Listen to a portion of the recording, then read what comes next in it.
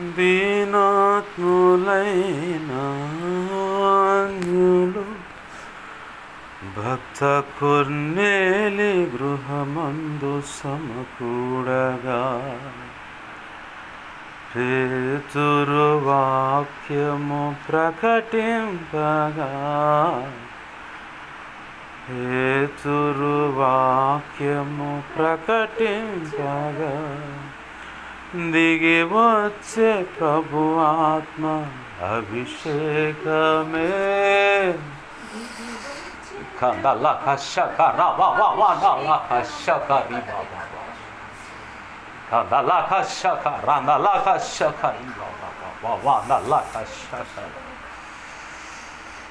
వాని బలమైన ఆత్మను ఇక్కడ మమ్మల్ని ఉంచినందుకు, అభిషేకం అనుగ్రహించినందుకు కృతజ్ఞతాస్తుతులు. సమస్త చీకటి అంధకార శక్తుల బంధకాలను చేస్తున్నాముల విడుదల, ప్రతి అనారోగ్య సమస్య నుంచి కూడా విడుదల, స్వస్థత, ఆరోగ్యం, ఆధ్యాత్మిక స్వస్థత, భౌతికమైన స్వస్థత, ఆధ్యాత్మిక క్షేమాభివృద్ధి, సంఘముల అభివృద్ధి, సంఘ సరిహద్దుల విశాలత, విస్తారమైన ఆత్మల సంపాదన జరుగుతుంది, జరిగింది. ప్రభు కృపలు ఇది నెరవేరింది, నెరవేరుతుంది, నెరవేర్చబోతా ఉన్నాడు నా ప్రభు. ఖచ్చితంగా అది ఖచ్చితంగా నెరవేర్చాడు. ప్రభా నీకు వందనాలు, కృతజ్ఞతాస్తుతులు. ప్రతి అక్కరత అవసరత తీర్చబడుతూ ఉంది. ఎవరో వాళ్ళు వీళ్ళేదో అంటారు అనుకునే భయం వద్దు. దైవజనులతో కూడా దేవుడు మాట్లాడాడు, దిగులు పడాల్సిన పని లేదు. ప్రభు యొక్క దయా సంకల్పంలో ఏర్పరచబడిన వారు, ఘనమైన సేవకు పిలువబడిన వారు, సమస్త ఆటంకాలు, అడ్డుబండలను కూడా ప్రభు తొలగించాడు. మెట్టగా ఉన్న, పల్లముగా ఉన్న వాటిని మెట్టగా నోటిని చదును చేసి, పల్లముగా నోటిని పూడ్చివేసి, ఇనుప గడియలను ఇత్తడి గడియలను పగలగొట్టి, దుష్టుడు ఇప్పటి వరకు వేసిన అడ్డుల ఆటంకాలన్నీ తొలగించి మార్గము సరళపరిచి, ఆయన నష్టాన్ని ప్రతిగా 2 రెట్లు గొప్పగా ఆధ్యాత్మికంగాను, భౌతికంగాను, ఆర్థికంగాను, ఆరోగ్యపరంగాను దేవుడు దీవించి కృప విస్తరింపజేసి కృప అనుగ్రహించి నడిపిస్తూ ఉన్నాడు. భయపడాల్సిన పని లేదు. దేవుని కుమారుడా, కుమార్తె, దేవుడు నీకు తోడే ఉన్నాడు. దేవుడు నీకు తోడే ఉన్నాడు. దేవుడు నీకు తోడే ఉన్నాడు. భయపడమాక. ప్రభు అంటున్నాను, నేను నీకు కేడెమును, డాలుని, నీ బహుమతి అత్యధిక మగును. అబ్రహాం ఎలా అయితే ఆశీర్వదింపబడ్డానికి పిలువబడ్డాడో, ఆ ఆశీర్వాదానికి వారసుడుగా ప్రభు నిన్ను పిలుచుకున్నాడు. అది కుటుంబ వ్యవస్థలోనూ, అలాగనే సేవా పరిచర్యలో కూడా. అబ్రహాముతో చెప్పిన మాట, ఇసుక రేణు వల్ల మీ సంతానం ఉంటుంది, ఆకాశ నక్షత్రాల వల్ల నీ సంతానం ఉంటుందంటే ఇహపరమందు 2 రకాల భూమి మీద భౌతికమైన సంతానం ఆశీర్వాదం, అలాగనే పర సంబంధమైందంటే దేవుని సేవ, ఆత్మల సంపాదన. 2 రకాల ఆశీర్వాదాలకు పిలువబడి వధువైన సంఘంలో ఉన్నతమైన స్థానాలు ప్రభు నూతన యెరూషలేము పట్టణంలో కూడా విలువైన కృపనిచ్చాడు. దేవా దేవా దేవా నీకు వందనాలు, కృతజ్ఞతాస్తుతులు చెల్లిస్తున్నాను. ఈ కృతజ్ఞతాస్తుతులు చెల్లిస్తూ ముందున్న వాక్యోపదేశం ద్వారా నాతో మీరు మాట్లాడమని, ఈ ఆత్మకార్యములు జరిగించమని యేసయ్య నామములోనే ప్రార్థించి, మీరు సెలవిచ్చిన మాటలు విన్న బిడ్డల జీవితాల అక్షరాలు యేసునామములో నెరవేర్చబడునుగాక. అది అనుభవించి నీకు కన్నీరు విడుస్తూ కృతజ్ఞతాస్తుతులు చెల్లించుదురుగాక. నీ చిత్తంలో నిలబడి ప్రతి చోట సాక్ష్యం ఇచ్చుదురుగాక. తద్వారా నువ్వు అనుకున్న పని జరుగునుగాక. నీ నామానికే పరిపూర్ణంగా, సంపూర్ణంగా స్తుతి, ఘనత, మహిమ, ప్రభావాలు చెల్లునుగాక. అలాగను నువ్వు మహిమ పరచబడుదుగాక. ఆమేన్. ఆమేన్. చిన్న మాట పరిశుద్ధ గ్రంథంలో నుంచి వాక్యాన్ని చదువుకుందామండి. 1 తిమోతి పత్రిక 2వ అధ్యాయం 10వ వచనాన్ని చూడండి. 1 తిమోతి పత్రిక 2వ అధ్యాయం 10వ వచనం నేను చదువుతున్నాను, చూడండి. దైవ భక్తి గలవారమని చెప్పుకొను స్త్రీలకు తగినట్టుగా మీ సత్క్రియల చేత సత్క్రియల చేత తమను తాము అలంకరించుకొనవలెను. ఆమేన్. మరొకసారి చదువుతా. దైవ భక్తి గలవారమని చెప్పుకొను స్త్రీలకు తగినట్టుగా సత్క్రియల చేత తమను తాము అలంకరించుకొనవలెను. ఆమేన్. చిన్న మాట ప్రార్థన చేసుకుని. ప్రేమగల మా కన్న తండ్రి యేసయ్యా, నీకు వందనాలు, కృతజ్ఞతాస్తుతులు.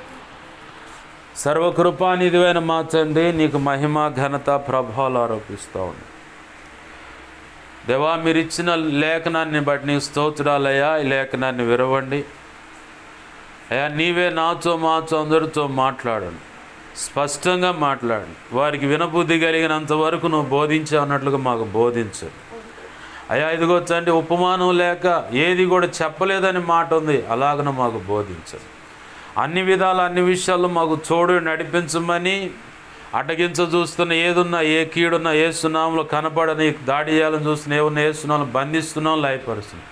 నా చుట్టూ మా చుట్టూరు మీరే అగ్ని ప్రాకారమై ఉన్నందుకు, నీలో మమ్మల్ని ఉంచుకున్నందుకు, మాతో మీరు ఉన్నందుకు, నీ బలమైన కృప ఇచ్చినందుకు కృతజ్ఞతాస్తుతులు చెల్లిస్తూ, అల్పుడైన దేవా, నన్ను నీ చాటును మరుగుపరిచి నా నోటి నీ నోటి బోరగా మార్చి నీవే నాతో మాతో అందరితో మాట్లాడమని, నా చుట్టూరు మా చుట్టూరు ఈ గృహం, ఈ గ్రామం, కాలనీ, పట్టణం, రాష్ట్రం, దేశ సమస్తం చుట్టూ సిలువ రక్తపు కంచెనవి నీ మహిమేగా నీ జ్ఞాపకం చేయబడి సమస్తంపై ఆవరింపచేసి నీవే అగ్ని ప్రాకారమై ఉండి నీ దేవదూతలు అగ్ని రథం చుట్టూ కావలి ఉంచి అయ్యా నాతో మాతో మీరు మాట్లాడమని బతిమలాడుతున్నాను. నీ కనుదృష్టి ముఖాన్ని తేజమాని వెలుగు మాపై ప్రకాశింపచే బలమైన నీ సన్నిధి ప్రసన్నత యేసునామమున మా మధ్య ఉండునుగాక. దేవాది మేము అనుభవించుదుముగాక. అయ్యా, ఇర్మియా 1వ అధ్యాయం 9, 10, 18, 19 నీ కృప నాకు దయచి. యెషయా 57:16 ప్రకారం, అపోస్తలుల కార్యం 4వ అధ్యాయం 27 నుంచి 31 ప్రకారం, మత్తయి 10వ అధ్యాయం 1వ వచనం 7, 8, 20 ప్రకారం నీ కృప నాకు దయచి. అయ్యా హెస్కేలు గ్రంథం 2వ అధ్యాయం 1, 2 ప్రకారం నన్ను మమ్మల్ని చక్కగా నిలబెట్టి ఆత్మచేత నింపి మా అందరితో మాట్లాడమని, నీ ఆత్మకార్యములు జరిగించును మాత్రమే మహిమ పొందమని బతిమలాడుతూ యేసయ్య నామములోనే ప్రార్థించి సమస్తం పొందుకో నీ కృతజ్ఞతాస్తుతులు చెల్లించి నీ కృప హస్తాలకి నన్ను మమ్మల్ని అప్పజెప్పుకుంటూ నీ లేఖనాన్ని బట్టి కృతజ్ఞతాస్తుతులు చెల్లించి నిన్ను గొప్ప చేసుకుంటున్నాం మా తండ్రి. ఆమేన్, ఆమేన్, ఆమేన్.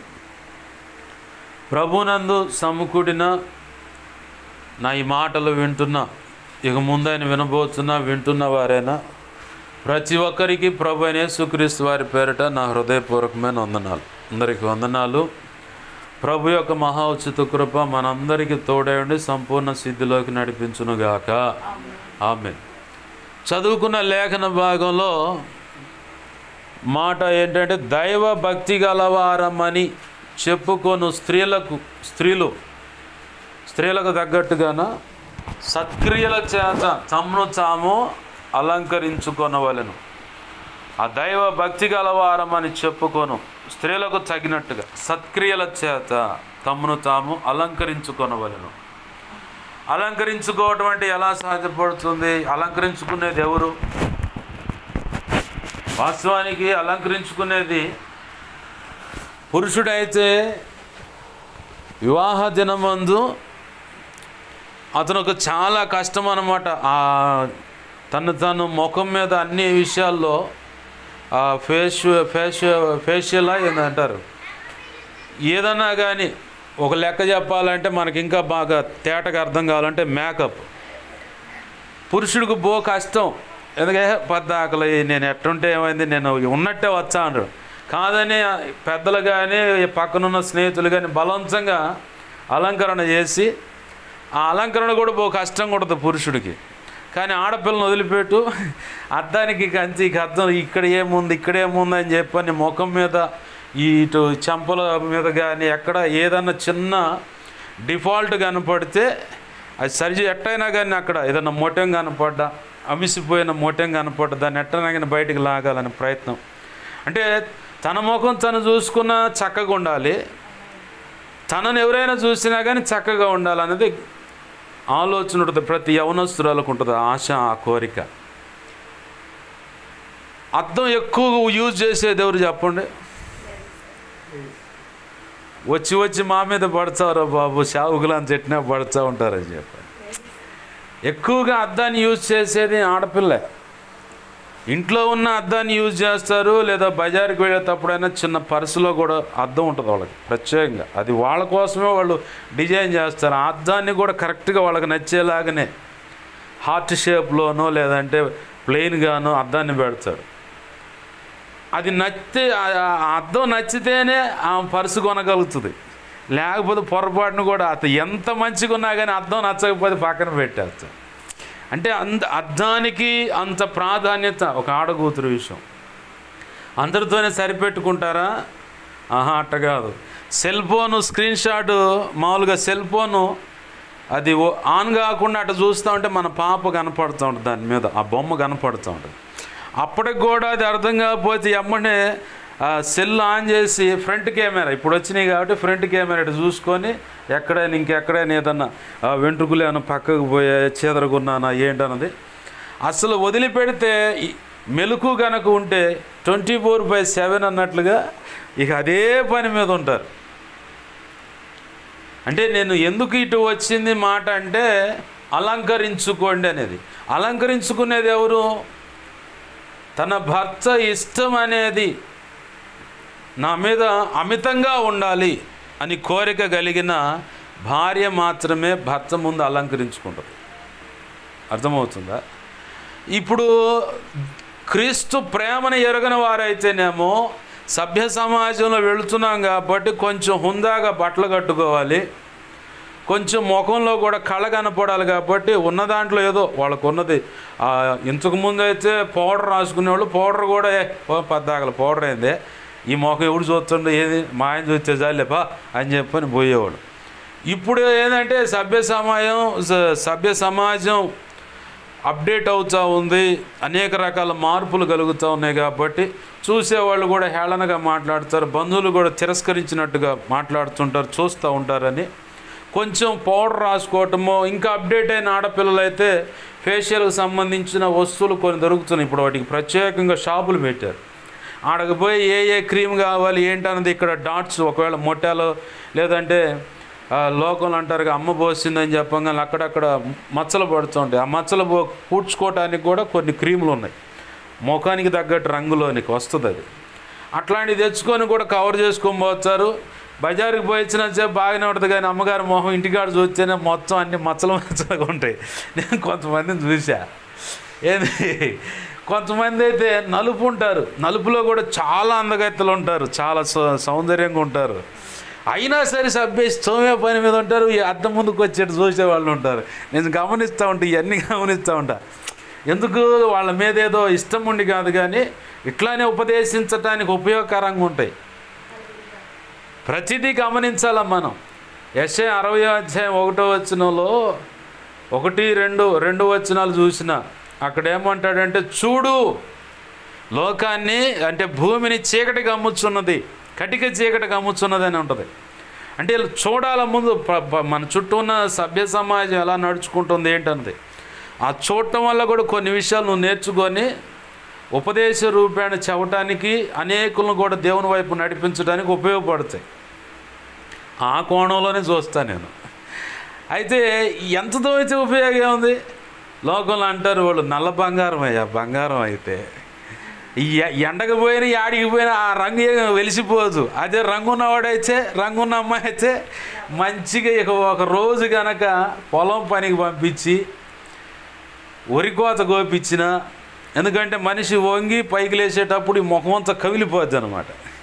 ఏది వరికోతకు పంపించిన, లేదంటే ఇంకా ఎర్రగా గందాలంటే మంచి తేజాకాయల పంటలోకి ఎండిమిరకాయలు కోపించడానికి పంపించాలా. ఏంది కవిలిపోద్ది అనమాట ముఖం అంతా. ఎంత తోయినా కానీ అదేం మారదు. దైవజనులు చెప్పిన మాట, ఉన్న దాంట్లోనే చక్కగుండు. మ్యాచెస్ అన్న కృపా మినిస్ట్రీస్ గుంటూరు, మ్యాచెస్ అన్న పురుషుల కూటికలో చెబుతూ ఉండు. పొట్టిదానా పొట్టిదానా, అరే పొట్టిగా ఉన్నది అది తెలిసే కదా నువ్వు చేసుకుంది, మళ్ళీ పొట్టిదానా అంటవేందిరా? లేదా ఆ బండికి ఈ బండికి అట్లా లాగురా సాగుద్దాము, ఆ బండికి ఈ బండికి లాగురా సాగుద్దాము, సాగదు కదరా, తెలిసేగా పెళ్లి చేసుకుంది అని చెప్పాను.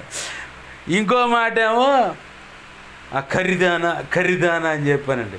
అరే ఇటుక పెళ్ళేసి ఎంత చదివినా కానీ ఎరిపోతుందిరా నలుపు. ఆ పిల్ల నీకు నచ్చి దేవుడు నిర్ణయించాడు, ఇక ఆ పిల్లతోనే దాంపత్య జీవితం కొనసాగి. నలుపు అంటే ఏమైనా మారుద్దా, పొట్టిదంటే ఏమైనా మారుద్దా అని చెప్పని అన్నం భలే చెబుతుడు వాక్యం. పురుషుల కోటలో గోపలు పగిలిపోతాయి. ఏంది మారదు, ఏం మారదు, ఉన్న దాంట్లోనే అణుకువగా. ఇప్పుడు లేనిపోయింది ఒక చల్లి ఆ మధ్యకాలంలో ఫ్రెండ్స్ అంతా ఏం చేశారంటే, అమ్మాయి తరపు అబ్బాయి తరపు ఫ్రెండ్స్ అంతా ఏం చేశారంటే ఒక మాటకు వచ్చి, అరే ఇలా పెళ్ళి జరుగుతుంది కాబట్టి మనం ఒక థ్రిల్లింగ్ చెయ్యాలి, వాళ్ళ జీవితంలో గుర్తుండిపోయే పని చేయాలి మనం అని చెప్పని కేక్ తెచ్చారు. మా కోసం కేక్ కట్ చేయంటే సరే అని కేక్ కట్ చేస్తాను. ఈ లోపల అల్ప సంతోషులు ఉన్నారుగా, ఆ స్ప్రే మంచులాగా పడేటువంటి ఆ స్ప్రే తీసుకొచ్చి బరా కొట్టారు. ఆ అమ్మాయి ఏం చేసిందంటే ముఖం మీద పడేసరికి కచ్చి తిట్టిట్టు అనుకునేసరికి అప్పుడు పెళ్లి కూతురుగా మేకప్ వేసారుగా, ఇటు దుడుచుకునేసరికి మేకప్ అంతా పాడైపోయింది.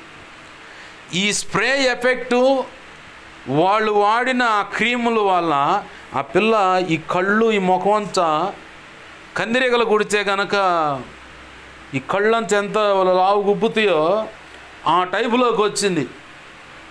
పెళ్ళి క్యాన్సిల్ అయిపోయింది. ఏం పోయింది అయితే ఇందులే ప్రభువా నీకు స్తోత్రం అనుకుంటే బాగుండే, మంచి బంగారం లాంటి సంబంధం పోయింది, ముఖం అంతా వాసిపోయింది. పెళ్లిపేటల మీద జరిగిన సందర్భం ఇది. ఇంక 2 నిమిషాల్లో, ఇక 2 లేదా 1/2 గంటలో తాలిపోటు గడుచురు. ఆహా నేను ఒప్పుకోను, నా ముఖం అంతా చండాలమైంది, నేను పోయి ఆడికి పోయి రావాల్సిందని. మరి దీంట్లో ఉన్న లిక్విడ్ ఎఫెక్ట్, మరి యాసిడ్ ఎఫెక్ట్ ఏదో మొత్తానికి ఈ క్రీముకి దానికి సెట్ అవ్వాలా. వాళ్ళు చేసిన వాళ్ళు కూడా అడావుడికి ఇక్కడ కాస్త కవర్ చేయలే, ఫుల్ మేకప్ చేయొద్దని అడిగుండొచ్చు. నాకు తెలుసు ఆ తల్లి. ఎందుకంటే పూర్తిగా ముఖం కడిగేసి శుభ్రం చేసి మళ్ళీ రీమేకప్ చేసినట్టు ఆ పిల్లకు ఆ కళ్ళు వాపు కానీ ఇవన్నీ ఉండేగో.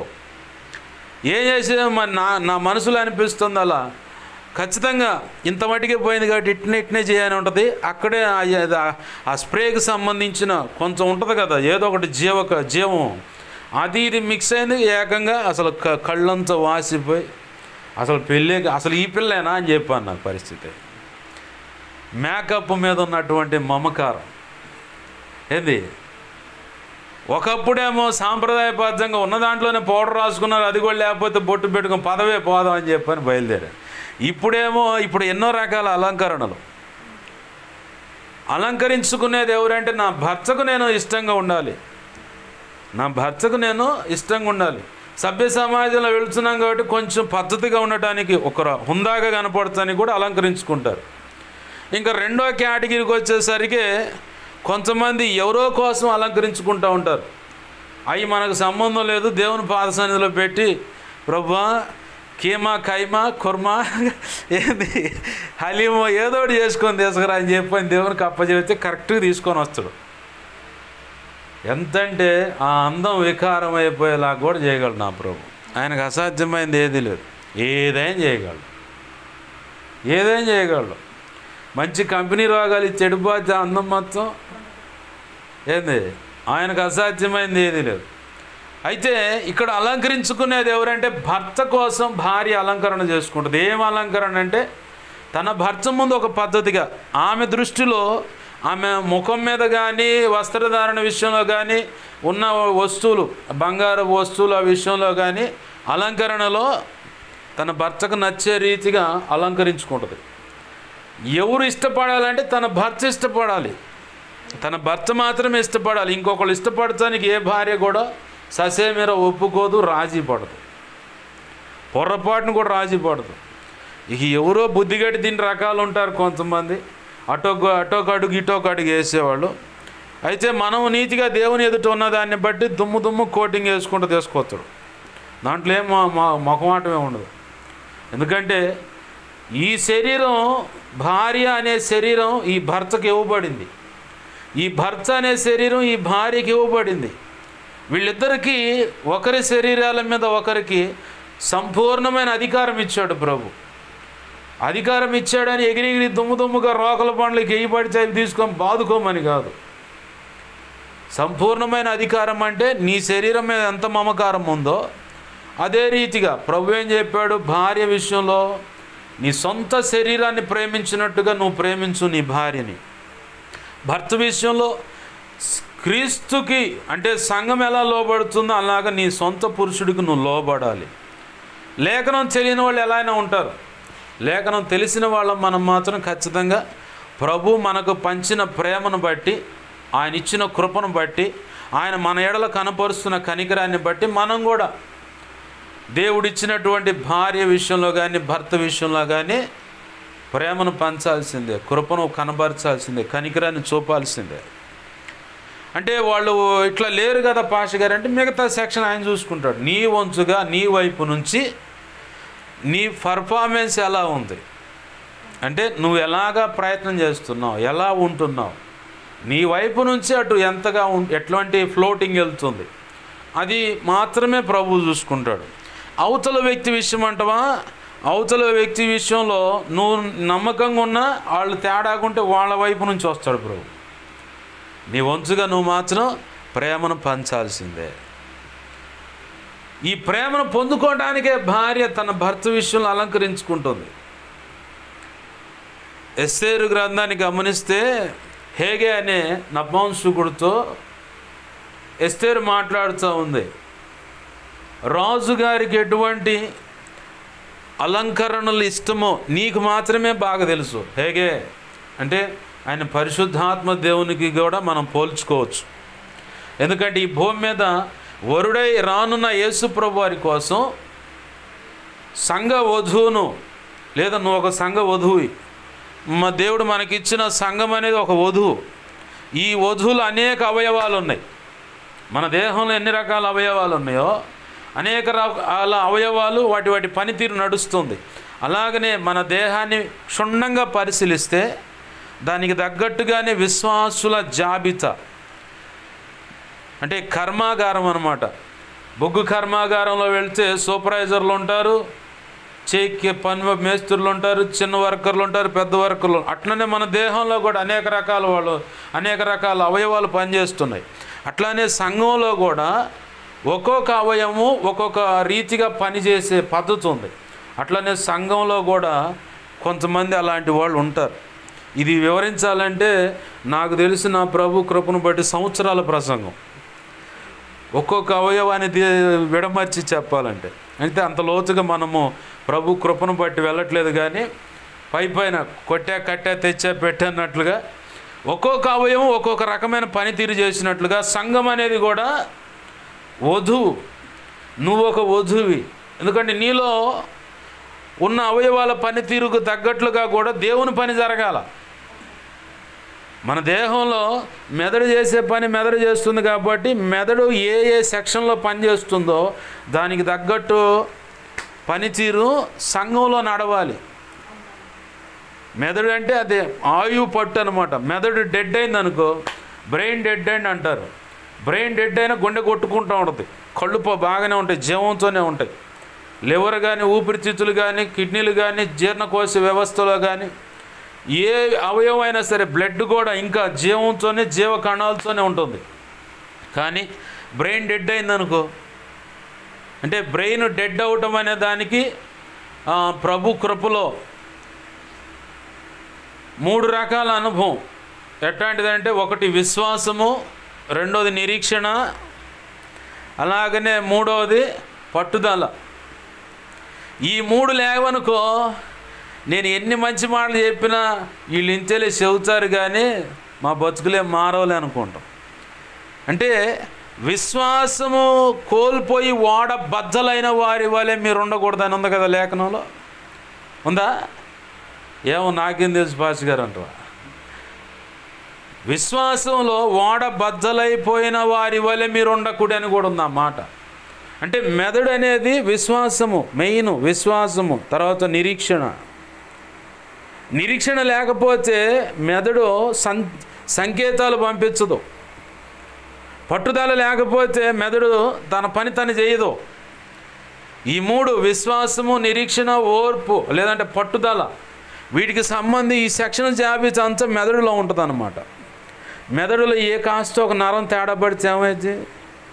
మాట ఆగిపోవచ్చు, కంటి చూపు పడిపోవచ్చు, ఏమి అలాగే ఒక కాలు చెయ్యి నోరు పడిపోవచ్చు. డాక్టర్లు చెబుతారు కదా, ఈ వైపు మెదడులో బ్లడ్ క్లాట్ అయితే ఇటు ఈ అవయవాలు పడిపోతాయి, ఇటువైపు బ్లడ్ క్లాట్ అయితే ఈ అవయవాలు పడిపోతాయి. అసలు ఆయువు పట్టు చిన్న మెదడు ఉంది కాబట్టి ఇది మాట రావడానికి, చూపుకైనా ఇంకే పనికైనా ఈ చిన్న మెదడు ఉంది, అది కనుక దాంట్లో తేడా పడుతుంటే ఇంక మనిషి మేము చెప్పలేమంటారు. అంటే విశ్వాసము, నిరీక్షణ, ఓర్పు, పట్టుదలకు సంబంధించిన సెక్షను మెదడు జాబితాలో వీళ్ళు సరిగా పనిచేయకపోతే, అంటే ఇవన్నీ నీలో సరిగా పనిచేయకపోతే ఏముండదు అసలు. ఇట్లనే ప్రభు అంటున్నాడు, నువ్వు ఒక సంఘం వధువు అన్నమాట. సంఘం అనేది కూడా ఒక సంఘ వధువు, ప్రభు కోరుకున్న ప్రియుడు అన్నమాట. ప్రియుడైన యేసయ్య కోరుకున్నటువంటి వధువు. ఈ వధువును సిద్ధపరిచే పరిస్థితి, ఆ పని ఎవరికి ఇచ్చారంటే పరిశుద్ధాత్మ దేవుడికి ఇచ్చారు. త్రిత్వమైన దేవుడు, త్రిత్వమైన దేవుడిలో 3 భాగాలు. ఒకటి తండ్రి అయిన దేవుడు, కుమారుడైన దేవుడు, పరిశుద్ధాత్మ దేవుడు. ఈ ముగ్గురు ఒక మాట మీదకి వచ్చి పరిశుద్ధాత్మ దేవుని భూమి మీదకి పంపించి నిన్ను నన్ను మనలందరినీ మధ్యాకాశంలో ప్రభు రాకడ సమీపంగా ఉంది కాబట్టి అక్కడికి ఎక్కాలి. మనం ఎత్తబడతాం. ఎత్తబడే అనుభవం అంటే పైకి ఎగరటం అన్నమాట. పైకి లేస్తేనే ఎత్తబడేది. మధ్యాకాశంలో వరుడైన యేసయ్యను ఎదుర్కొంటాం మనం పరిశుద్ధమైన ఆయనకు నచ్చిన అలంకరణలతో. అర్థమవుతుందా? ఆయనకు నచ్చిన అలంకరణలతో మనం ఎదుర్కొంటాం. అయితే ఇక్కడ హేగే పరిశుద్ధాత్మకు సూచనగా ఉన్నాడు, ఎస్తేరేమో నీకు నాకు లేదంటే ఈ భూమి మీద ఉన్న సార్వత్రిక సంఘానికి సూచనగా ఉంది. ఆ పక్కనున్న రాజేమో మన ప్రియుడైన యేసు ప్రభు వారికి సూచనగా ఉన్నాడు. ఇక్కడ హేగేని అడుగుతూ ఉంది ఎస్తేరమ్మ. ఆమె అంటుంది, అయ్యా ఆమె అంటుంది రాజుగారికి ఏమేమి ఇష్టమని అడుగుతుంది. అది కాదమ్మా, నీతో పాటు ఇంతమంది ఎంచబడి ఇక్కడికి తెచ్చారు కదా, వాళ్ళందరూ వాళ్ళకి నచ్చినవి అన్ని పరిమళ క్రియలు అన్నీ అడిగారు, బాగానే ఉంది. నువ్వు అడగవేంది ఏమైనా ప్రత్యేకం అంటే, నాదే ఉందయ్యా, ఆయనకు నచ్చాలి నేను ముందు. ఎవరికి? ఆయనకు నచ్చాలా నేను. ఆయనకు నచ్చే రకంగా అలంకరణ చేసుకోవటం, ముఖం మీద ఎక్కడెక్కడ ఎలా ఉండాలో ఈ బొట్టు విషయంలో కానీ, ఆ కట్టు బొట్టు అంటారు, ఈ విషయంలో కానీ, నగలు అలంకరించుకునే విషయంలో కానీ, మీ రాజుగారు అంటే నా ప్రియుడైన నన్ను మనువాడబోతున్న ఆ రాజుగారికి ఎలా నేను రెడీ అయి ఉంటే ఇష్టమో నీకు బాగా తెలుసు కాబట్టి అవే నాకు ఇవ్వు. ఆమెన్, హల్లెలూయా. అవే నాకు ఇవ్వు అంది.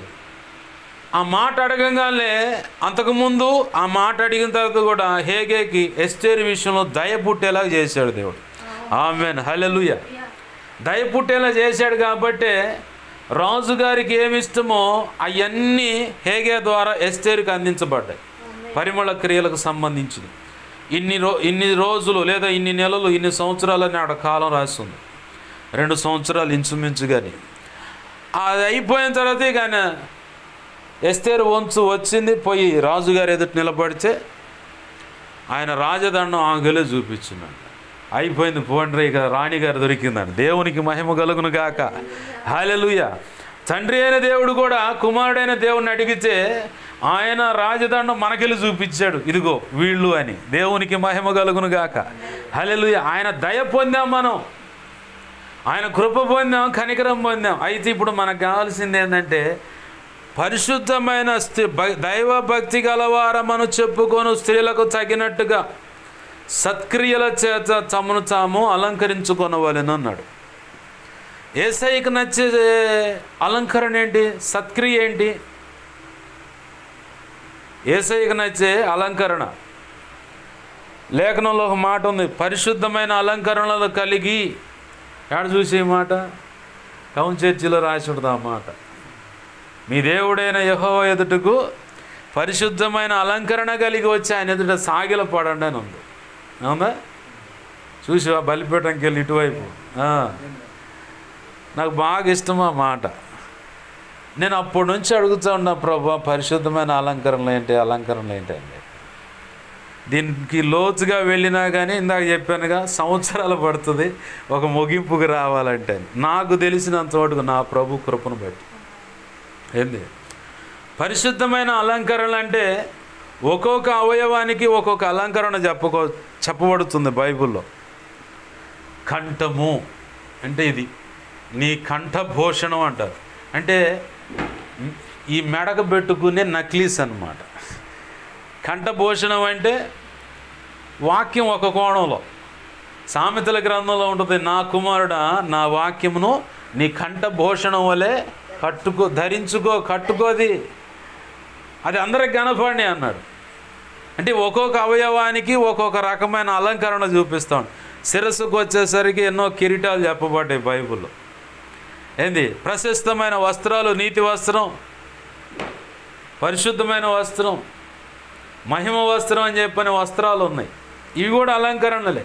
అంటే ప్రత్యేకమైన ఆయన సన్నిధిలో కూర్చొని కృప పొందుకోవటం, ఆ దయ పొందుకోవటం, ఆయన సన్నిధిలో ఉండి పెనుగులాడుతున్నప్పుడు శ్రేష్టమైన ధన్యత పొందుకోవటం అన్నమాట. అది ఆషామాషిగా దొరకదు. అందుకే భక్తుడు పౌలు గారు తిమోతితో చెప్తా, దైవ భక్తి గలవారమని చెప్పుకొను స్త్రీలకు తగినట్టుగా. ఎవరున్నారు ఈ భూమి మీద అంత మాదిరి గల స్త్రీలు? అంత మాదిరిగా మనకు కనపడే పురుషులు ఎవరున్నారు? వాళ్ళు అనుకుందాం, ప్రభు దృష్టిలో అందరం మనం అంతా వధువులుగానే ఉన్నాం. ఈ భూమి మీద మాత్రమే లింగ భేదాలు ఉన్నాయి. స్త్రీలింగం, పురుషలింగం అని చెప్పని లింగ భేదాలు ఉన్నాయి. అంటే ఓటర్ ఐడిలో రాస్తారు ఈ మాటలో. ఓటు హక్కు పుట్టిన లేదా ఓటు లిస్టు చూసినప్పుడు స్త్రీలింగం అని చెప్పని పురుషలింగం అని రాస్తారు, స్త్రీ అని పక్కన రాస్తున్నాను. తిరగ మాట్లాడాలి. అది స్త్రీలింగం అని పురుషలింగం అని మేల్ ఫీమేల్ అనే సంగతి ఇక్కడ తెలుస్తుంది. కానీ యేసు ప్రభు వారి దృష్టిలో మనమంతా ఒక వధువు అన్న సంఘములో ఆయా అవయవాల్లోకి సూక్ష్మ కణాలు అంటారు కదా, అట్లా చేర్చబడ్డాం మనం. ఎందుకంటే వధువు మట్టితో చేయబడింది. మట్టితోనేనా? నిజమేనది? ఏంది? వధువు ప్రారంభంగా మనుష్యుడు మట్టితోనే చేయబడ్డాడు. ఆ మట్టితో చేయబడిన ఆ మనిషినే ప్రభు మళ్ళీ ఆ మట్టిలోకి మహిమను అనుమతించి మహిమగల వధువులోకి నేను ఒక సూక్ష్మ కణంలాగా, సూక్ష్మ కణమైనటువంటి మట్టిని మనం చిన్నప్పుడు చూసే ఉంటాం. అమ్మ చీర, సిల్క్ చీర తీసుకొచ్చి బాగా నల్ల మట్టి, పాటి మట్టి తీసుకొచ్చి ఆ చీరలో వేసి అటు ఇటు ఊపుతూ ఉంటాం. జల్లెడు కనుక ఊపినట్టు ఊపితే కింద సిమెంట్ కంటే ఇంకా మెత్తగా అనిపిస్తుంది మనకి. సిమెంటే చాలా సూక్ష్మమైన రేణువు అది. ఇంకా అంతకంటే సూక్ష్మమైన రేణువు అయితేనే వేవేల కోట్ల జనాంగం అంతా వధువులోకి అమర్చబడతారు. అలాగ అమర్చబడతాం మనం. నువ్వు మెదడు స్థితిలో ఉన్నావా వధువులో, దానికి తగ్గ పని నీ ద్వారా జరిగిస్తాడు. లేదు కంటి పరిస్థితిలో ఉన్నావా, చూసే విధానము దాంట్లోకి నిన్ను అమర్చుతాడు. వినికిడి విషయంలో చెవు భాగంలో ఉన్నావా, అది వాసన అంటే సాక్ష్యానికి సంబంధించి ఇట్లా నోటి పరిస్థితి, పళ్ళు, పరమగీతంలో పళ్ళ గురించి రాసి ఉండేది, నీ పలు వరస జోడు దానిమ్మ పళ్ళ వలె ఉన్నదని చెప్పారు. దీన్ని ఇరగదీస్తే ఇక్కడ దానిమ్మ పళ్ళు అంటే, దానిమ్మ పళ్ళు దేనికి ఉపయోగపడతాయి? రక్తం పడటానికి ఉపయోగపడుతుంది. దాని లోపల ఉన్న పసుపు బెరడు తింటేనేమో జీర్ణ వ్యవస్థకు బాగవుతుంది. అంటే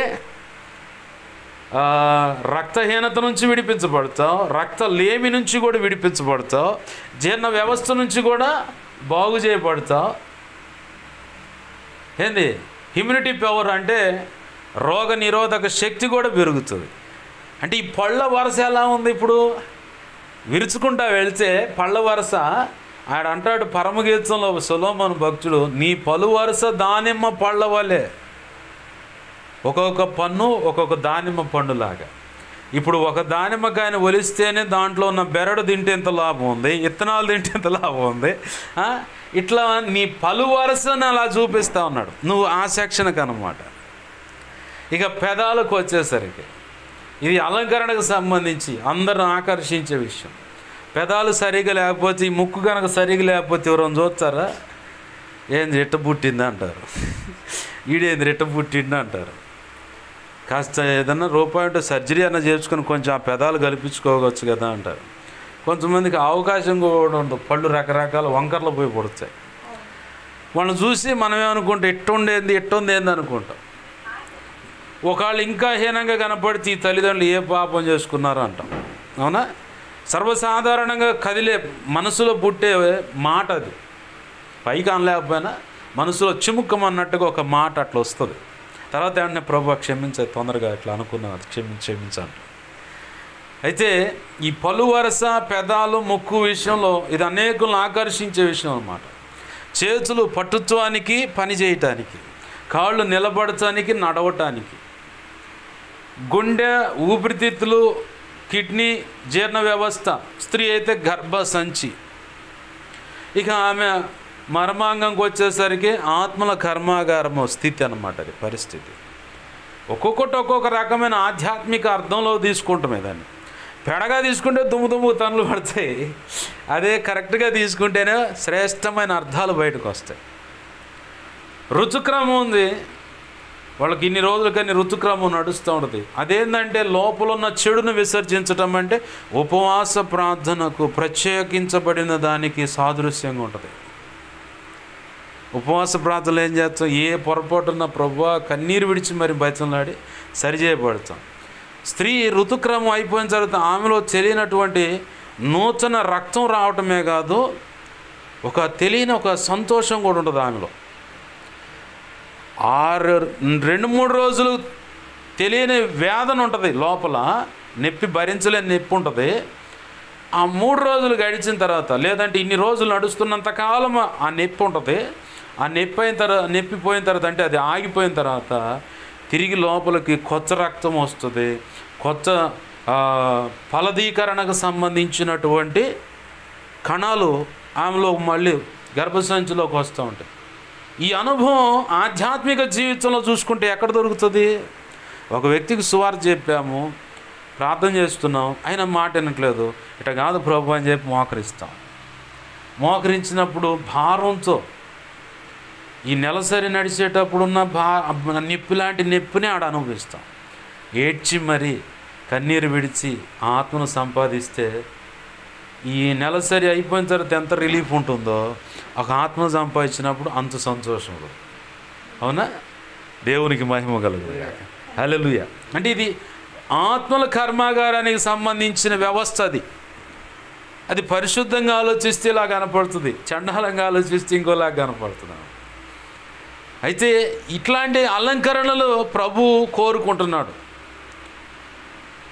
ఈ భూమి మీద మనకెవరు మాదిరి పురుషులు, మాదిరిగా ఉన్న స్త్రీలు ఎవరు లేరు.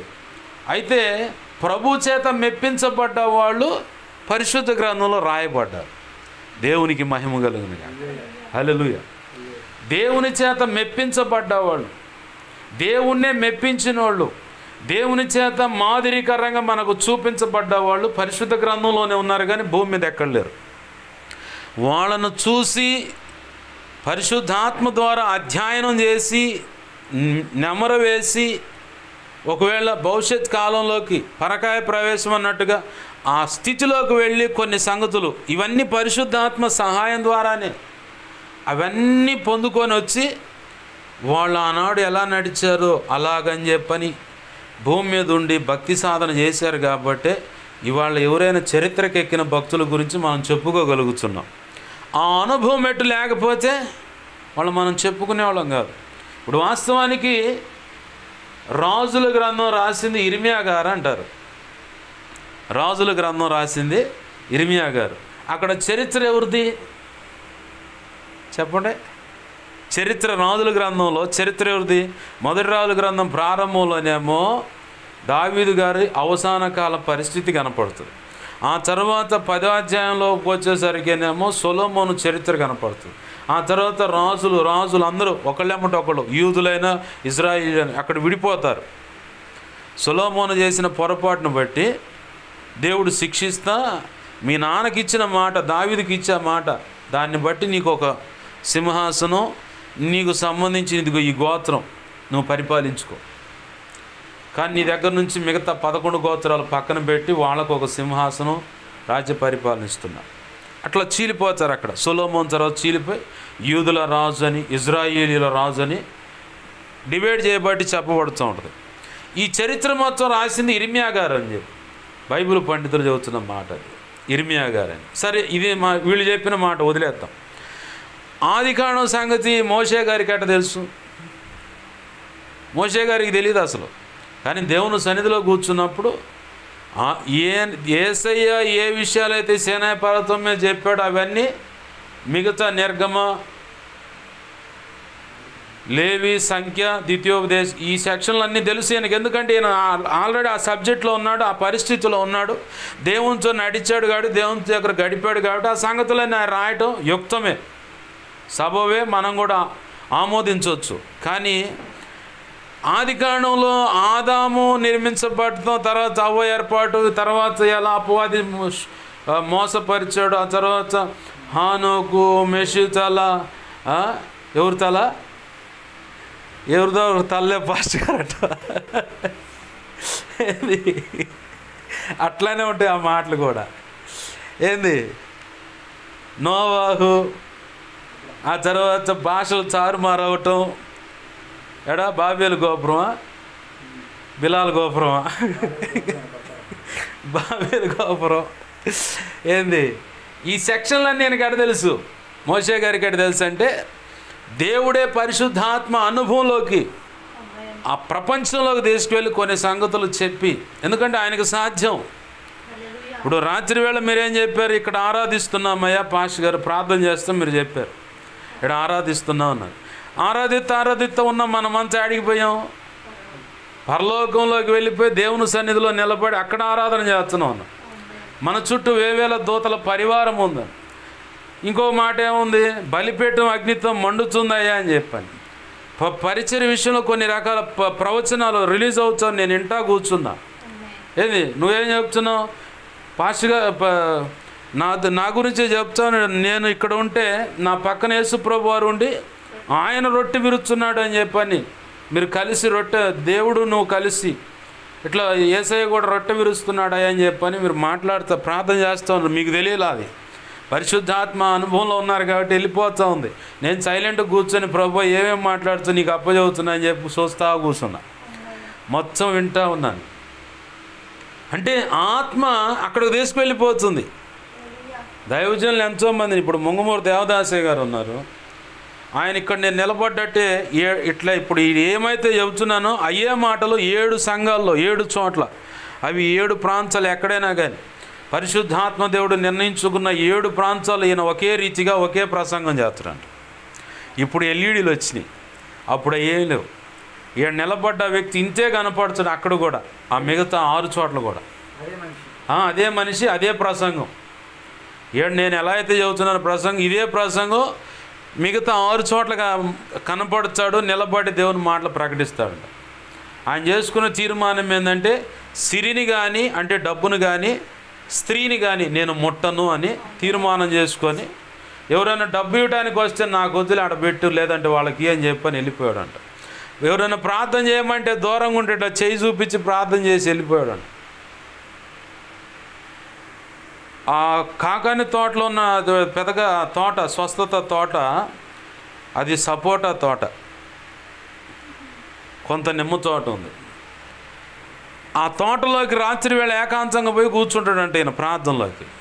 కావాలి వాళ్ళు, రే ఎవరు పో బయటికి అనేవాడంట. బయటికి రాగానే మళ్ళీ వచ్చేవాడంట. మళ్ళీ వాళ్ళు అటు పోగానే అట్లా గాలిలో పైకి లేచి ఆ ఫినిషింగ్ అవతలకు పోయి మళ్ళీ ఆడ కూర్చొని ప్రార్థన చేయడం. ఎరా నీకు ఎన్నిసార్లు చెప్పాలి రావద్దని అని చెప్పి మళ్ళీ వచ్చాం, మళ్ళీ బయటకు పంపించాం, మళ్ళీ పోయాడంట.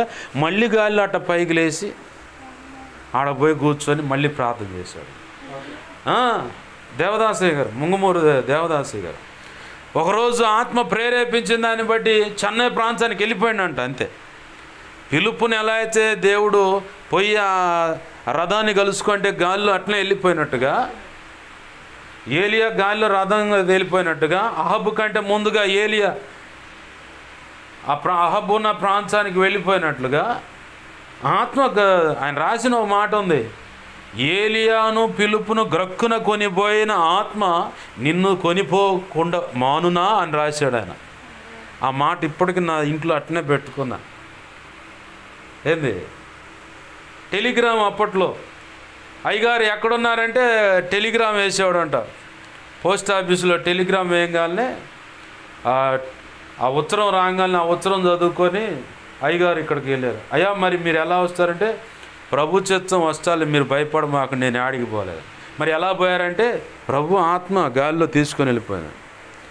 అది వాళ్ళకి కామన్ అయిపోయింది. ఈ ప్రపంచంలో ఇప్పుడు ఒకవేళ ఎవరైనా అట్లాంటి పరిస్థితి అనుభవం దేవుడిస్తే, చూసారా షో చేస్తున్నాడు, కెమెరాలు పెట్టండి, డ్రోన్ కెమెరాలు, హెచ్ కెమెరాలు, ఆ కెమెరా ఈ కెమెరా అని గోల చేస్తారు. అంటే ప్రపంచంలోకి వాళ్ళు అడుగు పెట్టారు. ఆత్మదేవుడు వాళ్ళ తీసుకువెళ్ళాడు. దేవునితో ఎంత నిబంధనతో ఉంటేనో, ఎంత నీతిగా పరిశుద్ధంగా ఉంటాను. ఆయనకు బాగా ఇష్టమైంది ఏంటంటే పరిశుద్ధత. ఆమేన్, హల్లెలూయా. హెబ్రీన్ 12:14 ఎన్నటెన్నటికీ క్షమించండి 93వ కీర్తన 5వ వచనంలోనే ఎన్నటెన్నటికి నీ సన్నిధికి అనుకూలమైనది పరిశుద్ధతయే. అలాగని ఇంకో మాట ఏమన్నాడంటే హెబ్రీ 12:14 వచనంలో పరిశుద్ధత లేకుండా దేవుణ్ణి ఎవడు చూడలేడు, ఎవరు చూడలేరు ఆయన్ని. ధన్యతల ప్రసంగంలోనేమో మత్తయి 5వ అధ్యాయంలో హృదయ శుద్ధి గలవారు ధన్యులు, వారు దేవుని చూచెదరను. ఏంది మనకు కావలసిన అలంకరణలు మొదటిగా పరిశుద్ధత, దేవునితో నీతిగా బ్రతకాలనే తీవ్రత, తపన నీలో ఉంటే చాలు, మిగతా అవన్నీ ఆయన ఇస్తాడు. అర్థమైందా? నేను నా ప్రభు కోసం రోషంగా నిలబడాలి, నా ప్రభు కోసం నేను అలా ఉండాలి ఇలా ఉండాలనే తపన నీలో ఉంటే చాలు, మిగతా సెక్షన్ మిగతా కావలసిన దినుసులన్నీ ఆయన ఇస్తాడు. ఆమేన్, హల్లెలూయా. ఒకటి పరిశుద్ధత, ఒకటి రెండోది ఆయన కోసం నీతిగా యథార్థంగా బ్రతకాలని. నువ్వు ఎంత యథార్థంగా బ్రతకాలని చూస్తావో, ఎంత నీతిగా బ్రతకాలని చూస్తావో రాళ్ళు పడతానే ఉంటాయి. బైబిల్లో ఒక మాట ఉంది, దేవుని యందు భయభక్తులు కలిగి బ్రతకాలని ఉద్దేశించిన వానికి ఖచ్చితంగా రాళ్ళ దెబ్బలు ఉన్నాయని, శ్రమలు ఉంటాయి. అయినంత మాత్రాన నువ్వు కృంగిపోవాల్సిన పని లేదు. ప్రతి అడుగులో కూడా ఆయన నీకు తోడై ఉన్నాడు. ఆమేన్, హల్లెలూయా. ఎదుటి వ్యక్తులు అంటున్న మాటలు వింటూనే ఉన్నాడు. అవతల వ్యక్తులు ఏర్పాటు చేసుకుంటున్నటువంటి ఆ ఇరుకు ఇబ్బంది నీకు గాయం అవ్వాలని చెప్పని ఎట్లయినా మానసికంగా కృంగదీస్తే అసలు వీడు ఉండడు, లేదు ఈ అమ్మాయి ఉండదు, ఎటో ఒకటి వెళ్ళిపోతాడు అన్నటువంటి పరిస్థితి కల్పించాలని శతవిధాల సైతాన్ని కానీ వాడికి సంబంధించిన దూతలు కానీ, లేదంటే ఒకవేళ నువ్వు అక్కడ ప్రార్థన చేస్తున్న దాన్ని బట్టి, భక్తి చేస్తున్న దాన్ని బట్టి ఆ ప్రాంతంలో ఏలుబడి చేస్తున్నటువంటి దురాత్మల సమూహం కానీ, లేదా పూజలు అందుకుంటున్నాయి కానీ, మేము పేరుకు దేవుళ్ళం దేవతలు అని చెబుతున్నాం కొన్ని ఉన్నాయి కదా, అవి ఏమైనా సరే దాడి చేయాలని చూసినా వాస్తవికంగా పూర్తిగా నీ మీదకి దాడికి అనుమతి ఇవ్వడు ప్రభు. అది దాడి చేస్తున్నది అన్నది నీకు గ్రహింపు కలగటానికే కొన్ని పరిస్థితులు అట్లా చూపిస్తాడు. వెంటనే ఆ పరిస్థితిని నువ్వు పసిగట్టి మోకాళ్ళు వేయాలి. అది మనకు చేత కాదు. ఏవి ఎక్కడ ఎలా దాడి చేస్తున్నాయి వాటి విషయంలో కొంచెం గ్రహింపు నాకు ఇవ్వు ప్రభు అంటే ఖచ్చితంగా ప్రభు ఇస్తాడు. నేను ప్రభు కృపను బట్టి పొందుకున్నా. ఎవరు ఎక్కడ ఏ రీతికి ఇబ్బంది పడుతున్నారో, ఎవరి మీద ఎటువంటి ప్రయోగాలు ఇట్లాంటివి ఉంటున్నాయో వెంటనే నాకు అర్థమైపోద్ది ఏ అవయవం మీద ఆ ప్రయోగాలు జరుగుతున్నాయో. ఈ మధ్యకాలంలో నాకు తెలిసి మనకు దాచేపల్లిలో సహకరించే అక్క కూతురు పెద్ద అమ్మాయి గర్భం దాల్చుంది, నెలలతో ఉంది అమ్మాయి. నాకు కరెక్ట్గా ఈ పొట్ట భాగంలో జలొచ్చేది, కరెక్ట్గా ఛాతి భాగంలో జలొచ్చేది, రెండు ఒకేసారి వచ్చాయి. నేను అడిగేవాడిని ప్రభుని, ప్రభు ఈ గుండె భాగంలో, ఊపిరితిత్తు భాగంలో, లేదంటే ఈ లివరు ఇవన్నీ ఇక్కడే ఉంటాయి కాబట్టి ఈ సెక్షన్లో ఎవరైనా ప్రయోగాలు ఉన్నాయా, లేదంటే నాకు వెంటనే దేవుడు ఆలోచన ఇచ్చేవాడు.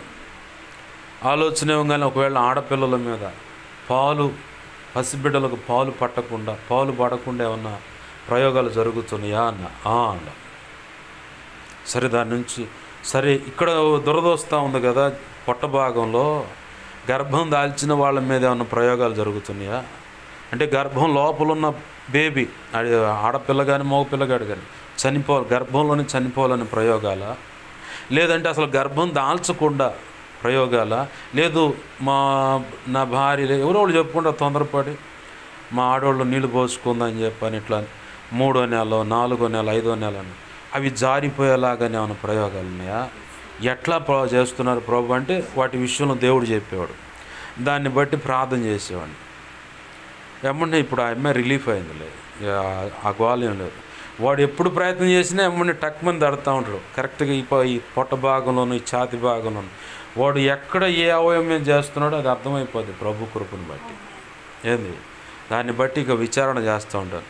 ఏ దిక్కు నాకు పరిచయంలో ఉన్న వాళ్ళ ఎవరెవరి కోసం ఏది బాప్తీసం పొందిన కాడి నుంచి ఇప్పటి వరకు ఎవరెవరి విషయంలో ప్రార్థన చేశానో ఎవరెవరు ప్రభు వాళ్ళని నా తలంపుల్లోకి తీసుకురా, నాకు గుర్తు చేయ ప్రభు అంటే వాళ్ళని కొంతమందిని గుర్తు చేస్తాడు. కొంతమంది గుర్తు చేసినప్పుడు వీళ్ళ ఎవరి మీద ఎలా జరుగుతుంది, ఇంటి మీదనా లేదంటే ఒంటి మీదనా అవయవం అంచటి మీదనా ఇంత టైం పెట్టి చేస్తూ ఉన్నారా ఏంది ప్రభు అని చెప్పని అడిగినప్పుడు వాటి విషయాలు చెప్తాడు. దాని ప్రకారం ప్రభు కృపలో ఆయన పాదాలు పట్టుకొని, నా వల్ల అయితే కాదు, నేను బలహీనాగా ప్రభు, సరే నాకు చెబుతున్నావు కాబట్టి నేను ప్రార్థన చేస్తాను, మిగతా సెక్షన్ నువ్వు చూసుకో. ఎప్పుడైతే ఈ ప్రార్థన చేస్తాను, నువ్వు ఎవరి కోసమైనా ప్రార్థన చేయి, నీ మీద అటాక్ చేయబోయి, కాకపోతే కనపడుతుంది అట్లా. అవి నీ దగ్గరకు రాకముందే నన్ను కదిలిస్తాడు, నన్ను కదిలిస్తాడు ఖచ్చితంగా. ఆయనే గదిలో వస్తాడు, కానీ ఆయన జోక్యం చేసుకునే దాని విషయంలో ఆయన జోక్యం చేసుకుంటాడు. కానీ నేను జోక్యం చేసుకోకుండా నా దాసుడు ఉన్నాడు, లేదా నా కుమార్తె ఉంది, నా కుమారుడు ఉన్నాడు, వాళ్ళ ద్వారా ప్రార్థన చేయించి, అంటే దేవునితో అంటుకట్టడానికి ఈ విధానం, దేవునితో కలిసి నడవటానికి, దేవుని సహచర్యం కలిగి ముందుకు వెళ్ళిపోవటానికి ఈ అనుభవం అన్నమాట. అట్లా చెప్పి ప్రార్థన చేయించి చాలా చేశాను నా ప్రభు కృపను బట్టి. నేను అంత దేవుని కృపలో చాలామంది విడుదల పొందారు. ఇప్పటి వరకు ఎవరి చేయి దాటిపోయింది ఏమి లేదు. లేదంటే నేను ముందు అడుగుతా, సీరియస్ అన్నప్పుడు ప్రభు అవకాశం ఉందా లేదా, ఉంటే చెప్పు ప్రార్థన చేస్తా, లేదంటే ఇంక నీ ఇష్టం, నేను మెలకుని కూర్చుంటా. ఇదే అడుగుతా నేను ప్రభుని. బాగా గుర్తుపెట్టుకో, నువ్వు ఎవరు ఎట్నుంచి ఏ ఇరుకులు ఇబ్బందులు తీసుకురావాలని చూసినా వాళ్ళకి అవతల కిచిడి కబాబ్ ఉంటుంది ఖచ్చితంగా. దరువు అనమాట, దరువు వేసే లైన్లో పట్టుకొచ్చాడు. దరువు పడకపోతే మాట వినరుగా, దరువు పడకపోతే మాట వినరు, దరువు పడితేనే మాట వింటారు. దరువు పడ్డప్పుడు ఏంటంటే ఇక అప్పుడు అర్థమైపోద్ది, ఇక దేవుడికి వ్యతిరేకంగా ఎక్కడో అడుగులు వేస్తున్నాను. అది మన జీవితంలోనే కాదు, మన ఎడల పొరపాటు చేస్తున్నాను. నేను రాత్రి కూడా అదే ప్రార్థన చేశాను. పనులు కాడు ఇక్కడ ఆడవాళ్ళని ఇంత నీచంగా మాట్లాడుతున్నారంటే మరణానికి అప్పచెప్పదు. మరణానికి అప్పచెప్తే ఒక రోజుతో పోతి. దావీదు అడుగుతాడు ఆ మాట, ప్రభువా నా విషయంలో వాళ్ళు అంత ఘోరమైన పని చేస్తున్నారు కదా, వాళ్ళని మరణానికి అప్పచెప్పమాక. అప్పుడే మొలిచి ఎండిపోయిన గడ్డి తీసుకుపోతే పొయ్యిలు వేసి తగలబెడితే బూడిదగా మారిపోతే ఎమ్మడే మర్చిపోతారు, అది ఈ ప్రపంచం మర్చిపోద్ది ఎమ్మడే. కానీ మరణానికి అప్పచెప్పొద్దయ్యా, పడాల్సిన దరువు వేసి వాళ్ళ ఎదుట నేను నీ చేత హెచ్చింపబడుతున్న దాన్ని చూసి వాళ్ళు సిగ్గుతో నీ పాదాలు పట్టుకోవాలి. అలాగ చెయ్యి ప్రభు అని కీర్తనలో ఉంది. అదే అర్థం వస్తుంది ఆ మాటలో. నేను అదే ప్రార్థన చేసే రాత్రి, మరణానికి అప్పచెప్పొద్దు, పడాలా దరువు పడాలా. వాడి జోలిపోతే ఇంత నష్టమైంది, ఆమె జోలిపోతే ఇంత నష్టమైందిరా, ఈ మాట అన్నందుకు ఇదిరా, ఈ మాట అన్నందుకు ఈ పరిస్థితి అయిందిరా, నేను ఇంత నష్టపోయాను అని చెప్పని వాడు గుర్తు రావాలి. వాళ్ళ గుర్తుండమే కాదు, వాళ్ళ చుట్టూ ఉన్న ప్రపంచం ఆ వ్యక్తులకు కూడా ఇది గుర్తుండిపోవాలి. అలాగ జరిగితేనే వీళ్ళు సరిచేయబడతారు ప్రభు అని చెప్పని ప్రార్థన చేసింది. భయపడాల్సిన పని లేదు. వాళ్ళు ఎంత మేధావి కావచ్చు, అవసరమైతే సీఎం ముందు తెచ్చుకోమను, పిఎం ముందు తెచ్చుకోమను, డోంట్ కేర్, లెక్క చేసేది లేదు. ఎందుకంటే మన నాయకుడు ఎవరు? విశ్వచక్రవర్తి, విశ్వసింహాసనంపై ఆసీనుడై నిన్ను నన్ను అందరినీ పరిపాలిస్తా నడిపిస్తా ఉన్నాడు. ఎవరికి ఏ ఆలోచన కావాలో ఆలోచన ఇచ్చి, ఎప్పుడు ఏ అవసరానికి తగ్గట్టు దానికి అందించి మరి నడిపిస్తూ ఉన్నాడు. మరి ఆ గవర్నమెంట్కి భయపడాలి, కానీ ఈ గవర్నమెంట్ ఏం చేస్తుంది? ఈ గవర్నమెంట్ యొక్క హంగులు ఆర్భాటాలు చూసుకొని ఎవడో గొడ్ల చించుకునేవాడు ఉంటాడు, ఒకడు ఆ రంగు గొడ్లు వేసుకొని, వాడిని చూసి భయపడేదే ఉంది? ఒక్క దెబ్బ అంటే వాడు మంచంలో పండుకుంటాడు, 1, 2 అటు ఒకటి ఇటు ఒకటి పడిపోయి. ఒక్క దెబ్బ అన్నమాట. యేసయ్యకు అసాధ్యమైంది ఏది లేదు. పడగొడతాం, మంచంలో కొన్ని రోజులు పండబెడతాం ఆయనకి చేతగా కాదు. వాడు పడి మిడిసిపోటంతా బడనిచ్చి ఒక్కరోజు ఉంటుంది అన్నమాట ముహూర్తం. ఆ ముహూర్తాన్ని నీ ప్రార్థన కూడా తప్పించలేదు, ఇంకెవరు పూజలు ఏ పుణ్యస్నానాలు కూడా తప్పించలేవు అనమాట. దమ్ముగా పడుతుంది ఆ రోజు. భయపడాల్సిన పని లేదు. నువ్వు మాత్రం ప్రభువు కోరుకున్నటువంటి పరిశుద్ధమైన అలంకరణలు కలిగి, మనకు బైబిల్ గ్రంథంలోనే మాదిరికరమైన స్త్రీలు మనకు కనపడుతున్నారు. ఎందుకంటే తిమోతికి పౌలు భక్తుడు రాస్తూ ఉన్నాడు, దైవభక్తి గలవారమని చెప్పుకున్న స్త్రీలకు వాళ్ళ తగ్గట్టు సత్క్రియలు అంటే 1 పేతురు 3వ అధ్యాయం 6వ వచనంలో కింది భాగంలో అట్టుకుంటా 6వ వచనంలోనే శారమ్మ గురించి రాయబడింది. 5, 6 వచనాలు. 1 పేతురు 3వ అధ్యాయం 5, 6 వచనాలు. లేదంటే 1, 2, 3, 4, 5, 6 వచనాల వరకు స్త్రీల గురించి చెప్పబడి. తీతు పత్రికలో కూడా 2వ అధ్యాయం 5వ వచనంలో కూడా వృద్ధులైన స్త్రీల గురించి, యవనస్తులైన స్త్రీల గురించి రాయబడింది. ఈ 2 లేఖన భాగాల్లో కొండెగత్తెల గురించి చెప్పబడింది. ఇంటింట తిరిగి తగాదలు పెట్టే బ్యాచ్ గురించి కూడా చెప్పబడింది. ఆ తగాదలు చెప్పే కొండలు ప్రచురం చేసే బ్యాచ్ మనకొద్దు, కానీ దైవ భక్తి గల వాళ్ళు ఎలా ఉంటారో అక్కడ శారమ్మనే మాదిరిగా చూపిస్తూ ఉన్నాడు దేవుడు. శారమ్మనే మాదిరిగా చూపిస్తూ ఉన్నాడు. మనం అనుకోవచ్చు శారమ్మలో తొందరపాటు దుడుకుతనం బట్టి తన భర్తను తన పని మనిషి దగ్గరికి ఇట్లా చేశారు కదా అని చెప్పాను. అయితే ఆ ప్రభు ఆ బుద్ధిహీనత నుంచి సరిచేశాడు, ప్రభు సరిచేశాడు. శారమ్యం సరిచేయడానికి ప్రయత్నం చేయాలి, కాకపోతే తిట్టింది, నానా గందరగోళం చేసింది హాగర్ని. అయినా దేవుడు హాగర్తో మాట్లాడి వెళ్ళి నీ యజమానురాల కింద అణిగిమనుకుండా అన్నాడు హాగర్ విషయంలో. అయితే మళ్ళీ హాగరుని మళ్ళీ బయటికి పంపించేశారు. హాగరుని అబ్రాహాముతో చెప్పుద్ది శారమ్మ, దీని పిల్లగాడిని పంపించేసాడు ఉంచమాకని. ఏంది ప్రభు ఆయన దేవుణ్ణి అడిగితే, అవును నీ భార్య చెప్పినట్టు చేయండి. అతన్నే వదిలిపెట్టంలే, 12 మంది రాజులు వస్తారు, అతను సంతానాన్ని కూడా నేను ఆశీర్వదిస్తాను, నిన్ను బట్టి భయపడమాక, శారమ్మ చెప్పినట్టు నువ్వు పంపించే హాగర్నా. అయితే ఇక్కడ లోపాలు దేవుడు చూడలేదు.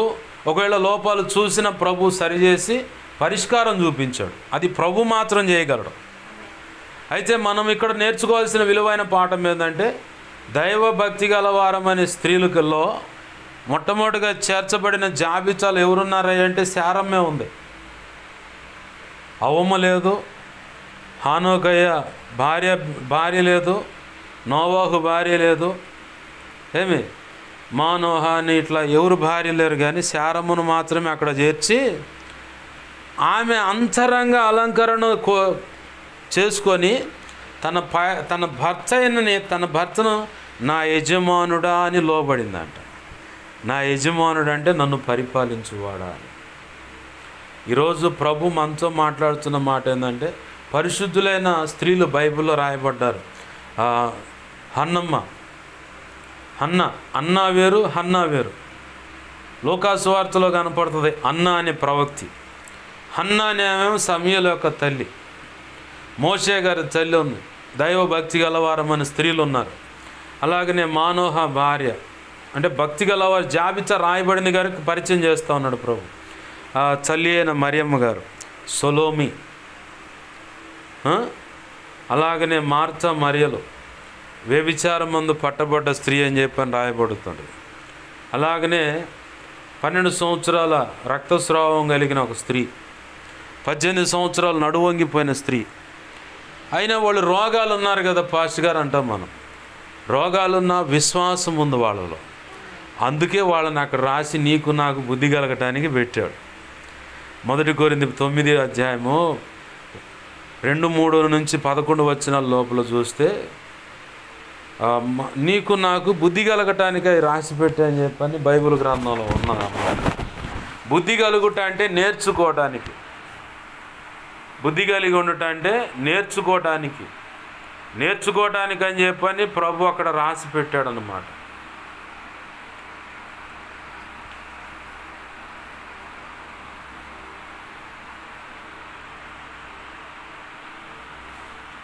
క్షమించండి, 1 కొరింథీ 10వ అధ్యాయము 9-10 వచనాలు అన్నమాట. 11వ వచనం, ఈ సంగతులు దృష్టాంతములుగా వారికి సంభవించి యుగాంతమందున్న మనకు బుద్ధి కలుగుటకై వ్రాయబడెను. దేనికి బుద్ధి అంటే? వినయ బుద్ధులు నేర్పటానికే మన పిల్లలను స్కూళ్ళకు కాలేజీలకు పంపిస్తున్నాం. దైవభక్తి విషయంలో కూడా బుద్ధి నేర్చుకోవటానికే మనకు పరిశుద్ధ గ్రంథం మనకు ఇవ్వబడింది. అది ఎలా చదవాలి, భక్తి సాధన ఎలా చేయాలి, నేను ప్రార్థన ఎలా చేయాలన్నది నేర్చుకోవాలంటే సంఘ సహవాసంలో చేర్చబడుతుంది. ఏదైనా మనకి ఇక్కడ నేర్చుకునే పద్ధతే, సరి చేసుకునే పద్ధతే, దిద్దుబాటు చేసుకునే పనే. ఏదైనా ఈ సెక్షనే పెట్టాడు. ఎందుకు? సంపూర్ణ సౌందర్యం నీలోకి రావాలని. నువ్వు ఒక సంపూర్ణురాలుగా, సంపూర్ణుడిగా మారటానికే పరిశుద్ధమైన సత్క్రియలు, పరిశుద్ధ దైవభక్తి గలవారమని చెప్పుకునేటువంటి ఇప్పుడు మనం చదువుకున్నట్టుగా సత్క్రియల చేత మనం అలంకరించబడాలి. సత్క్రియలు అనేది లేకపోతే రాజుగారి యొక్క దయ మనం సంపాదించలేం. యేసయ్య అంటాడు, ఆయన ఒక ఉపమానం చెబుతా, నా నామం పేరట అనేకులు ఇలా చేస్తున్నారు, బాగానే ఉంది. ఒకానొక గడియ వస్తుంది.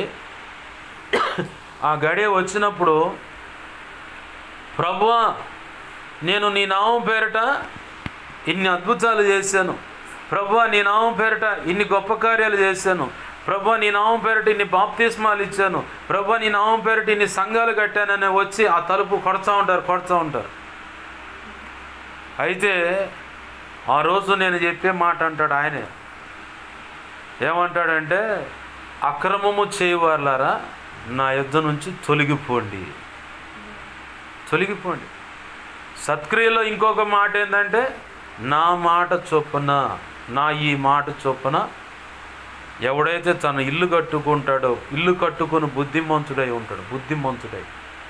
ఇద్దరున్నారు, బుద్ధిగల కన్యకలు ఉన్నారు, బుద్ధిమంతుడు బుద్ధిహీనుడు కూడా ఉన్నారు. అక్కడ కూడా బుద్ధి లేని కన్యకలు, బుద్ధిగల కన్యకలు ఇద్దరు ఉన్నారు.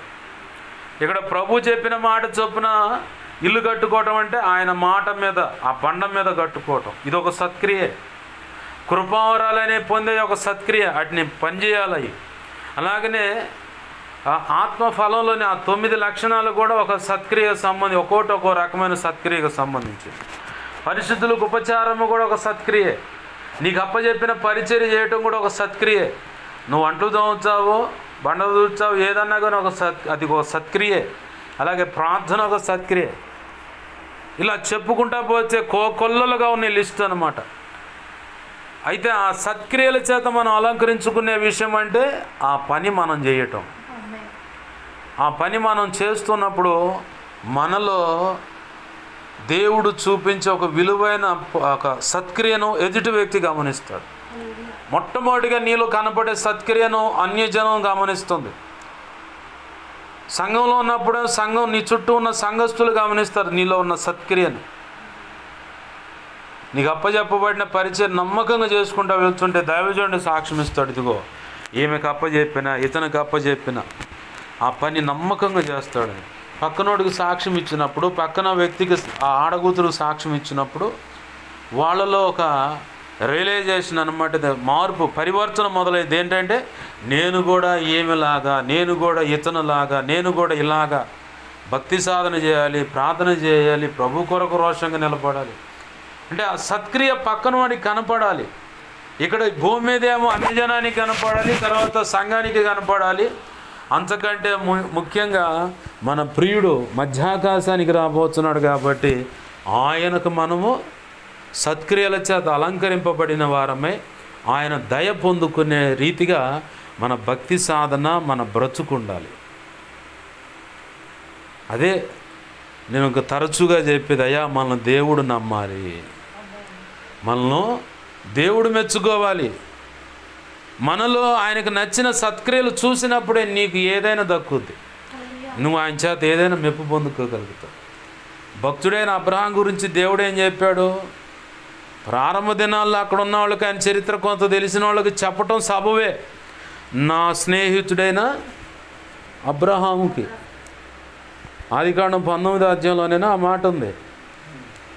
అక్కడ నా స్నేహితుడైన అబ్రహాంకు జరగబోయే సంగతులు, నేను చేయబోతున్న సంగతులు చెప్పకుండా దాచి ఉందినా అన్నాడు.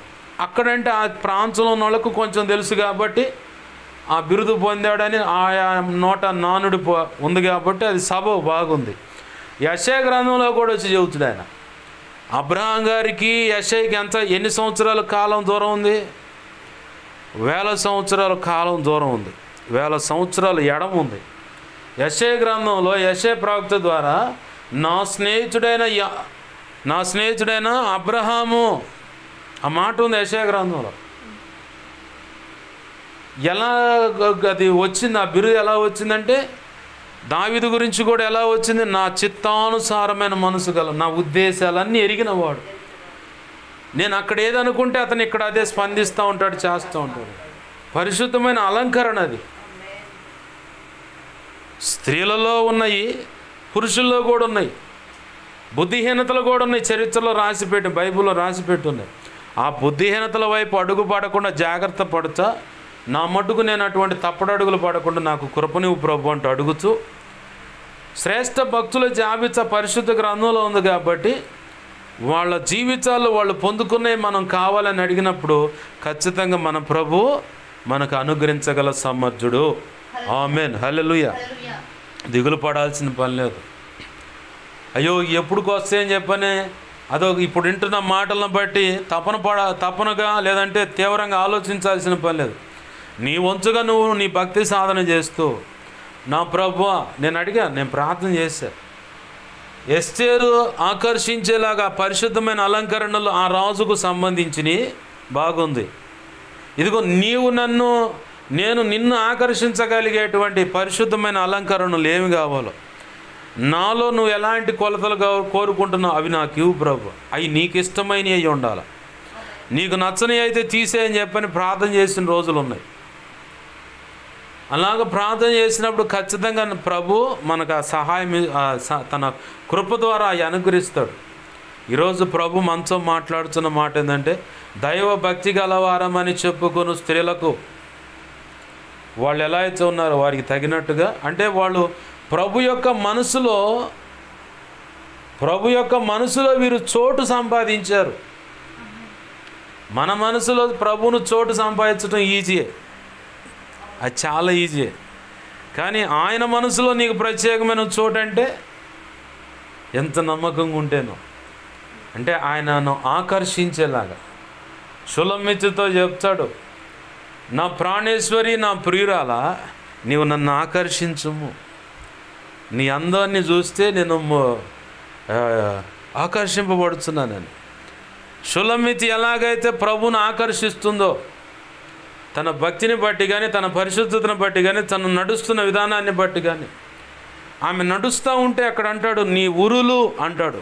అంటే ఈ మోకాలు పై భాగం, మనం అచ్చ తెలుగులో అంటే తొడ భాగం అంటాం. ఈ మోకాలు పై భాగాన్ని ఇక్కడ పిరుదులు, ఇక ఈ భాగాన్ని ఉరులు అన్నారు. నువ్వు నడుస్తున్నప్పుడు ఆ ఉరులు నేను చూసినప్పుడు చాలా చక్కగా ఉన్నాయి అంటాడు. ఏమి నువ్వు నడుస్తూ ఉంటే నీ కుచములు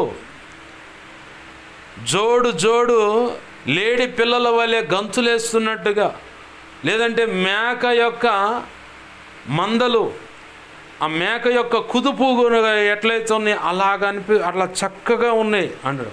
కుచములు అంటే స్త్రీకి పాలు తన బిడ్డకు అందించే స్తన్యాలనే కుచములు అని ఉంటుంది బైబుల్. అది అర్థం దానికి. ఏంది ఆ కుచములు ఎలా ఉన్నాయంటే జోడు జింక పిల్లలు ఉన్నట్టుగా, అవి గంతులేస్తున్నప్పుడు ఎట్లా చూడ ముద్దుగా ఉంటుందో అలాగ అనిపిస్తుందమ్మా అంటాడు.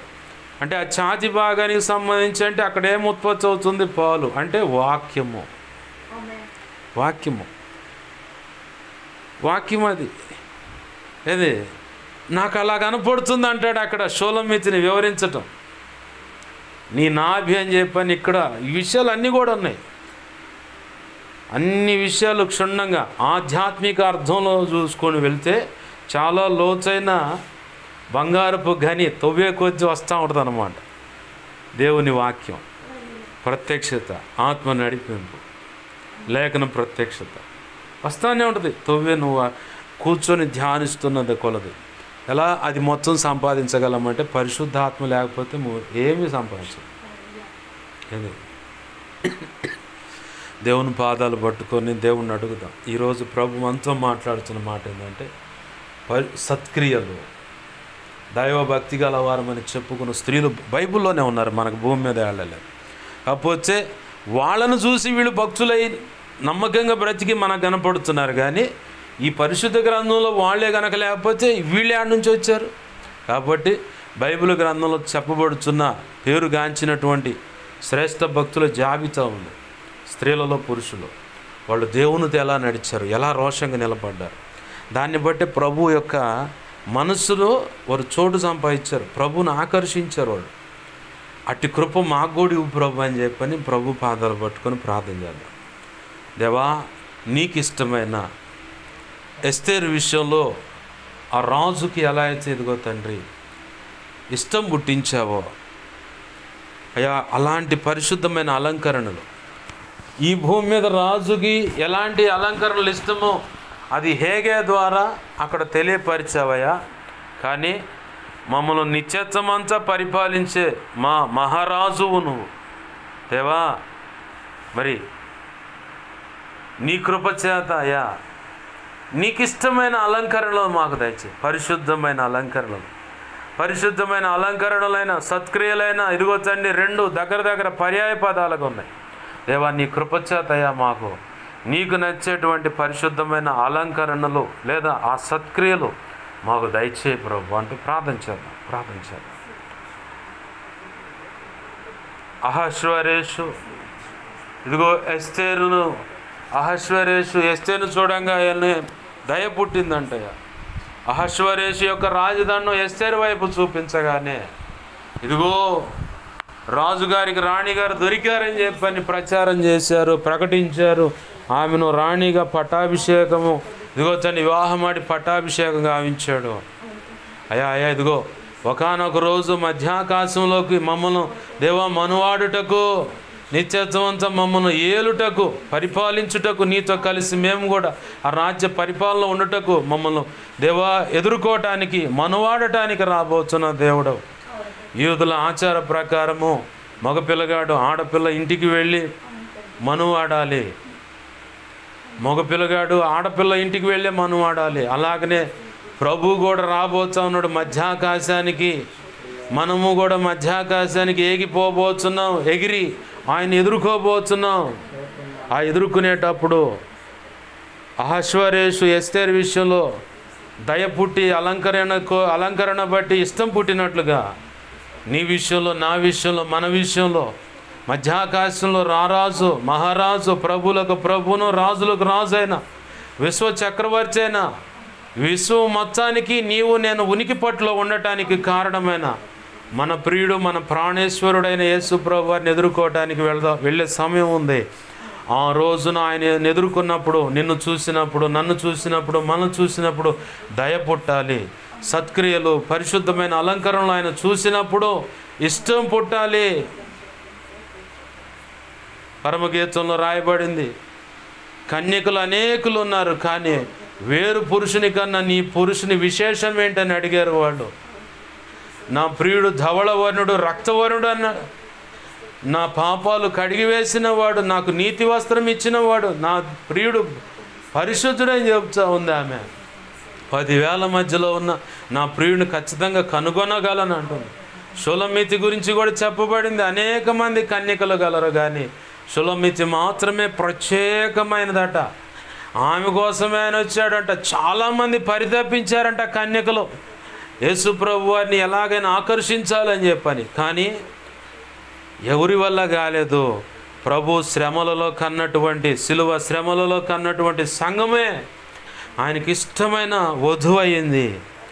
నీవు నేను ఆ జాబితాలో ఉన్నావు. మన విషయంలో ఇష్టమైంది కాబట్టి. లోకంలో చాలామంది ఉన్నారు, కానీ నిన్ను మాత్రమే ప్రత్యేకంగా నా సేవకులరా, నువ్వు నా సేవకుట్లరా, ఇదిగో ఈ సంఘంలో ఉండు, ఇదిగో నేను చెప్పినట్లు ఇలా అడుగులు వేరు, నిన్ను ప్రత్యేకంగా ఎందుకు అంటున్నాడు దేవుడు అంటే, నీ మీద శిలువ శ్రమలలో ఆయన శ్రమపడి కన్న సంఘాని మీద ఎంతైతే మమకారం ఉందో, ఎంతైతే ప్రేమ ఆప్యాయత అనురాగాలు ఉన్నాయో, అంతగా నీ మీద నీ విషయంలో కూడా చెలించిపోతున్నాడు. ఆయన కదిలిపోతూ ఉన్నాడు.